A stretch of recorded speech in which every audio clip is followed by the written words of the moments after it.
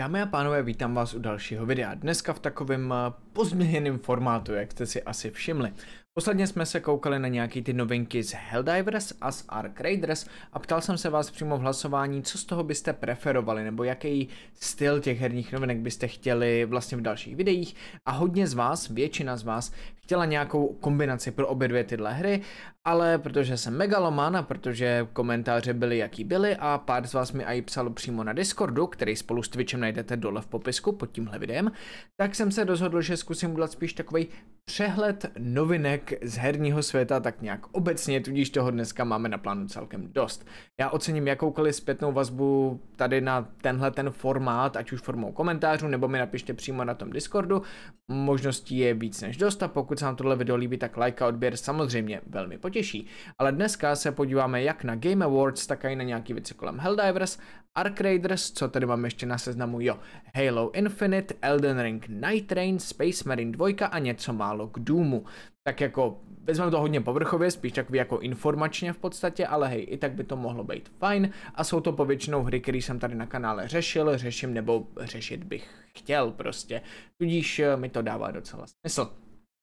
Než se do toho pustíme, tak poslední výzva, pokud chcete tenhle kanál trošku podpořit, tak v popisku pod videem, krom toho Discordu a Twitche, najdete i affiliate odkazy na Smarty a X-Zones. Ohledem na to, že se blíží Vánoce, tak není důvod tam neskočit a nepořídit třeba nějaký fajn gamingový dárek, ať už pro své blízký nebo i pro sebe, cokoliv chcete a já z toho budu mít pár drobných procent, takže mě tím můžete podpořit, anebo se přidejte ke členům tohohle kanálu, což jsou bezva lidi a hrozně jim za to děkuju. Teď už ale pojďme na ty novinky. Začneme u těch Game Awards, protože to vás asi zajímá nejvíc a internetem to hýbe poměrně solidně upřímně. Game Awards jako takový vychází na 11.12., což je zhruba za 3 týdny, nevím jestli to budu nějak streamovat nebo co s tím, ale to se ještě uvidí. Každopádně kategorii je tady jako obvykle poměrně dost, celkem snad 29, od takových, který málo kdo řeší, jako nejlepší e-sportový tým, nejlepší e-sportová hra a podobně, přes samozřejmě takový ty hlavní kategorie jako hra roku, nejlepší game direction, nejlepší narrativ, art direction, nejlepší audio design a tady tyhle věci, s tím, že třeba Clair Obscur, který právě hraju na pondělních streamech od 7 do 10 večer, Twitch, jak jsem říkal, je v popisku pod videem, pozbíralo celkem asi 12 nominací, a to jak na hru roku, tak i na nejlepší game direction, tak i na narrativ nejlepší a spoustu dalších a upřímně tady to vypadá, že to bude hodně podobná situace, jako byla kolem Baldur's Gate 3 vlastně, když vyšel Baldur's Gate 3, že jo, protože ten rok byl plnej skvělých her, ale letošek je taky plnej skvělých her. Máme tady Silksong, máme tady KCDčko 2, máme tady Doom The Dark Ages, máme tady Battlefield 6 a to jsou jenom ty úplně první, co mě napadají. Samozřejmě spousta z vás hrála Ghost of Yotei, anebo Death Stranding 2, nebo Hades 2 a spoustu dalších. Ty hry jsou super a je jich fakt spousta, ale velmi podobná situace byla i když vyšlo právě Baldur's Gate 3, kolem toho taky vyšlo dost dobrých her, ale Baldur's Gate 3 byla prostě absolutní skvost, která svípla velkou část právě Game Awards. A tady to vypadá, že to bude hodně podobný a upřímně já se ani nedivím. Protože Expedition 33 nebo Clair Obscur Expedition 33 je prostě úžasná hra, fakt vám doporučuji si ji zahrát bez jakýchkoliv spoilerů ideálně, nechcete si ji vyspoilerovat, to vám garantuju a je fakt skvělá a jako hra roku, indie hra roku, má to taky jako skvělej soundtrack, skvělej art direction, prostě vizuálně ta hra je prostě super, ale vedle toho je tady samozřejmě taky spousta dalších výborných nominací a spousta dalších výborných her v mnoha různých dalších kategoriích, takže na to určitě mrkněte a hoďte tam nějaký ten hlas podle toho, co vás baví, co vám se líbí a co vy si myslíte, že by si zasloužilo vyhrát tady tyhle ty ceny. Za mě je to v mnoha kategoriích právě Clair Obscur, ne úplně ve všech, ale v mnoha z nich. Přesuňme se ale dál, ať tady u jednoho tématu nestrávíme příliš mnoho času. V Helldiverech jsme se konečně dočkali dalšího patche, konkrétně opravného patche, který vyšel včera, tedy v úterý 18.11. s názvem Into the Unjust 4.1.2, tedy Into the Unjust 4.1.2 a opravil nějaký menší crashe, fixy, problémy s některýma zbraněma a stratagemama a celkově se jedná zase o opravnej patch vysloveně.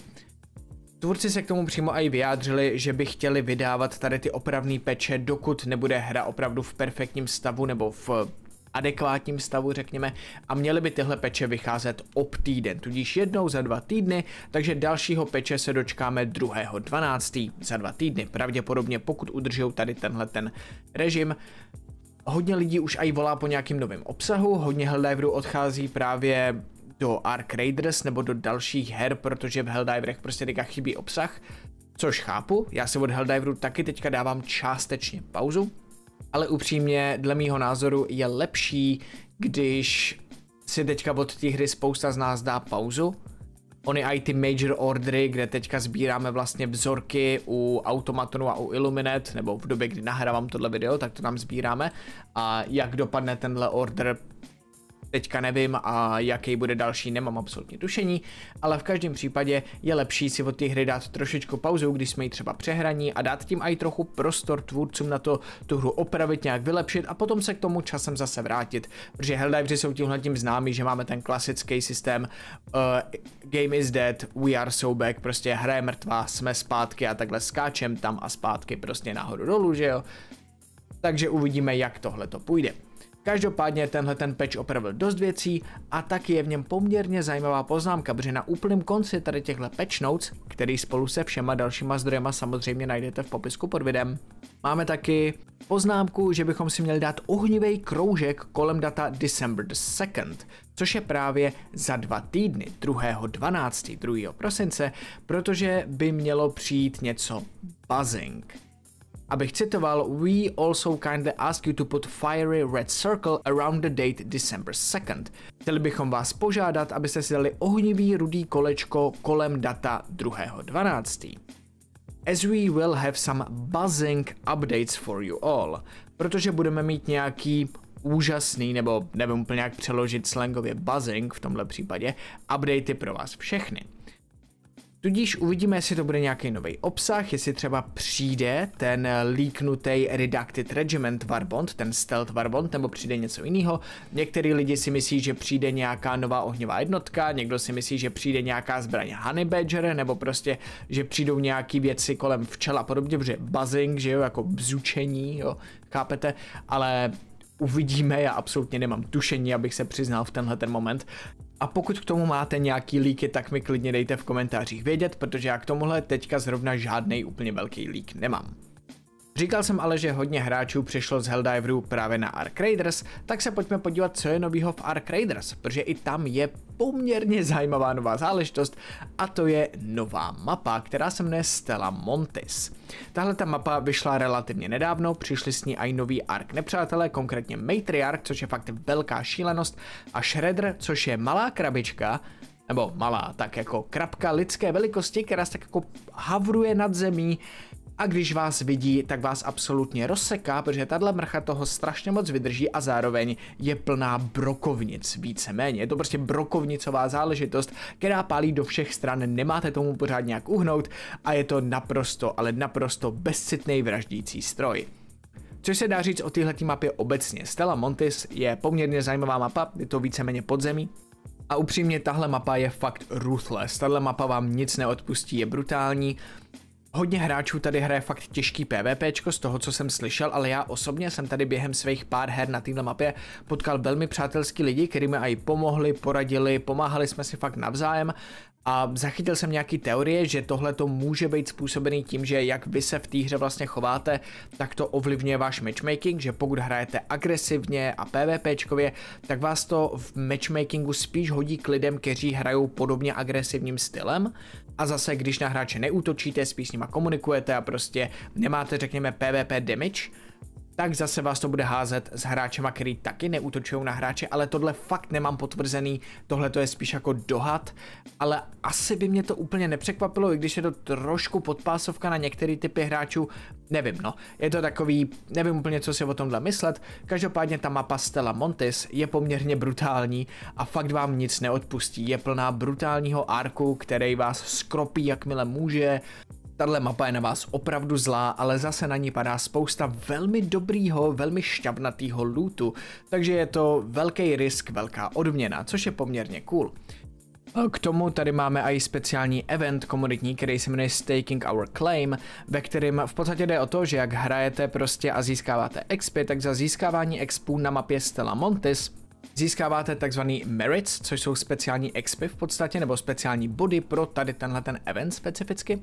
A ty vám postupně odemykají de facto Battle Pass, ze kterého dostáváte různé věci. Pokud jste přispěli v předchozí fázi tohohle eventu, kde jsme potřebovali nazbírat nějaký suroviny, abychom se vůbec mohli vypravit na Stella Montis, tak pokud jste tam přispěli, tak už jste nějaký ty merits dostali do začátku a máte z toho nějaký nový baťoch, speciální měnu, nějaký lepší equip, brokovnici, nějaký kosmetický záležitosti a podobně a je to poměrně fajn, můžete to sbírat docela bez problémů, jenom tím, že vlastně hrajete na té nové mapě. Osobně bych vám pro tuhle novou mapu doporučil brát si ty free loadouty, ve kterých v podstatě fakt nic nestratíte, protože se tam můžete poměrně snadno nafutrovat, ale zase neriskujete svoje nejlepší vybavení, než si tu mapu řekněme tak nějak projdete a než si tu mapu zažijete. Hnedka na první průchod vám nedoporučuju brát sem svoje nejlepší vybavení, čistě kvůli tomu, že na tu mapu nejste zvyklí, nevíte přesně co kde je, nevíte na co si dát pozor, co vás tam čeká a podobně a je to docela riskantní. Ale až si ji zažijete, až si ji projdete, až budete vědět co a jak bojovat s novým arkem a tak podobně,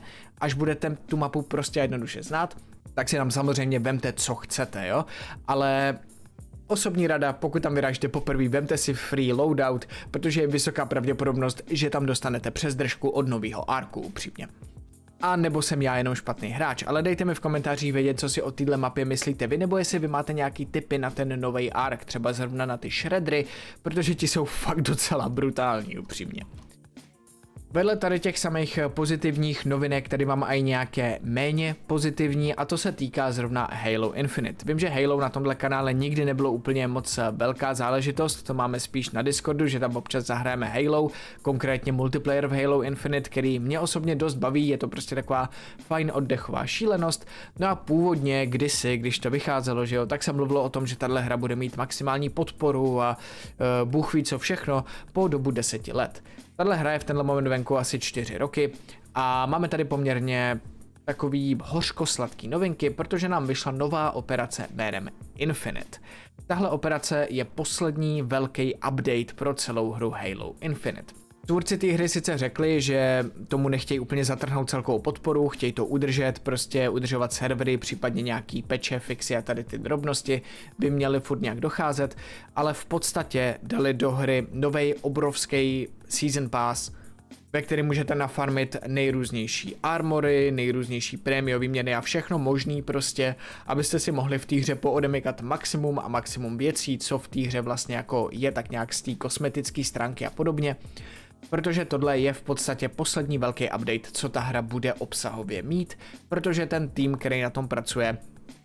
se potřebuje soustředit na jiné věci z Halo. Možná jste zachytili záležitost Halo Campaign Evolved, že by měla být nová, v podstatě remasterovaná nebo remakeovaná, nejsem si tím přesně úplně 100% jistý, jak tohle přesně jako bude pojatý, ale prostě nová verze prvního Halo. Původní Halo, že se jmenovalo Combat Evolved a potom jsme měli Anniversary Edition a teďka budeme mít Campaign Evolved jako zase novou modernizovanou verzi původního prvního Halo. Což je za mě poměrně cool.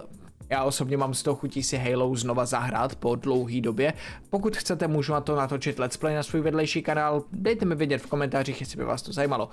Každopádně jo, Halo Infinite víceméně bude teďka už jenom na takovým stabilním statusu quo, co se obsahu týče, kam prostě můžete skočit a zablbnout si v multiplayeru. Přišli s tím i nějaký nový mapy, které vypadají poměrně hezky. Všichni budou teďka dostávat efektivně dvojnásobek expů a budeme čistě za přihlášení se do hry dostávat nějaký nový věci a prostě je to teď takový opravdu,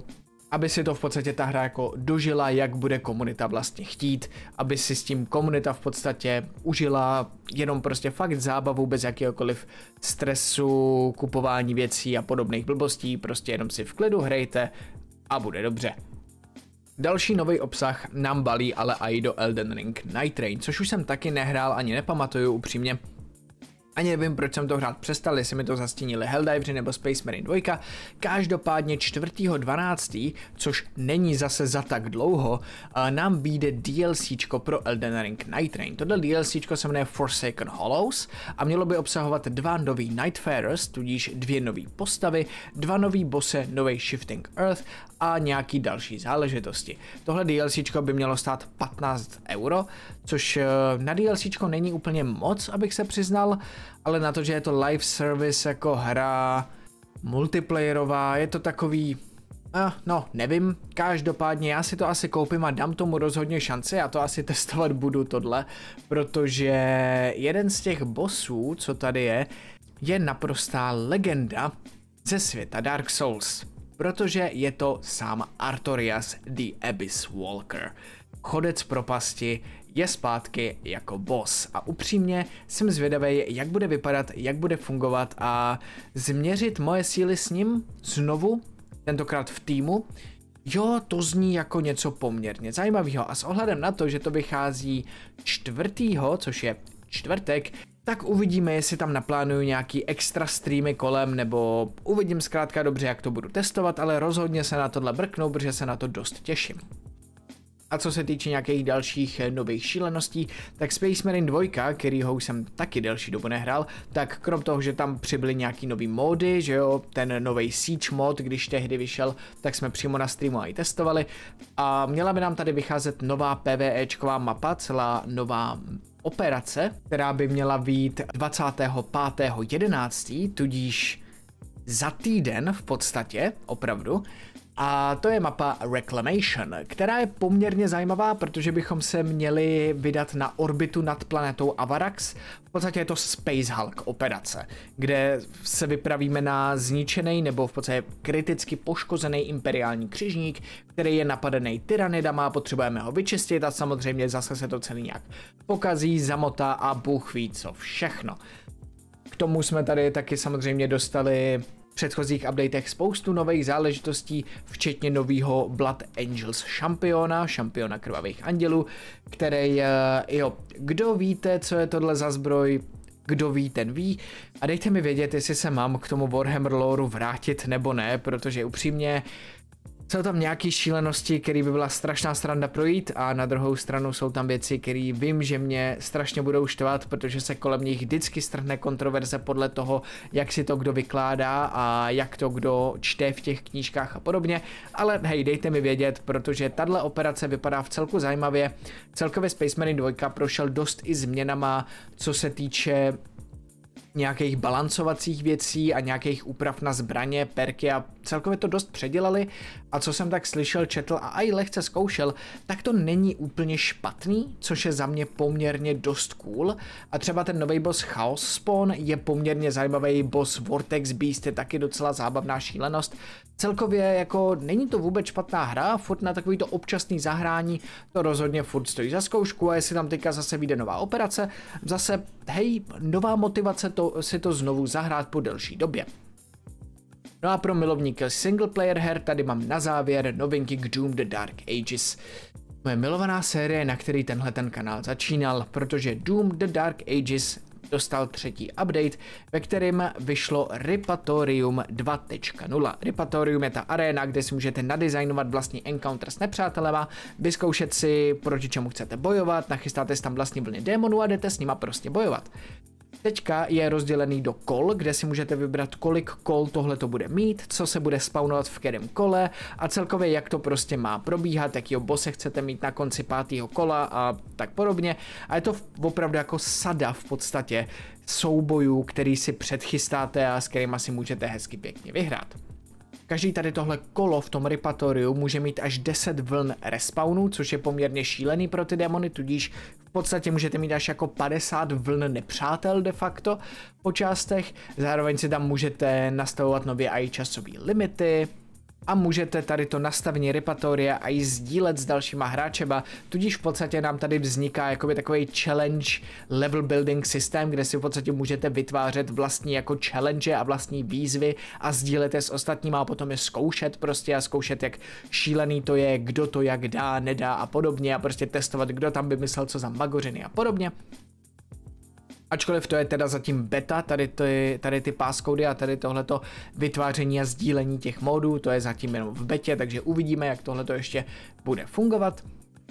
A k tomu přidali do jukeboxu nějaký ty nový songy, které jsou poměrně bangery upřímně, jo. Theomachy, Bloodspill, Divine Retribution, From the Ashes a Wither and Wraith nejsou vůbec špatný songy, tudíž za mě poměrně cool jako update, takovej drobnej, ale furt poměrně hezký. Každopádně tohle už by bylo z dnešních novinek všechno. Já doufám, že se vám tohle video líbilo, že se vám líbil tady ten novej, tak nějak jako hromadnější formát. Pokud jo, tak like a odběr velmi potěší. Dejte mi vědět dole v komentářích, co si o tomhle formátu myslíte, co byste upravili, změnili, prostě jakákoliv zpětná vazba, ať už pozitivní nebo negativní, se vždycky samozřejmě hodí a velmi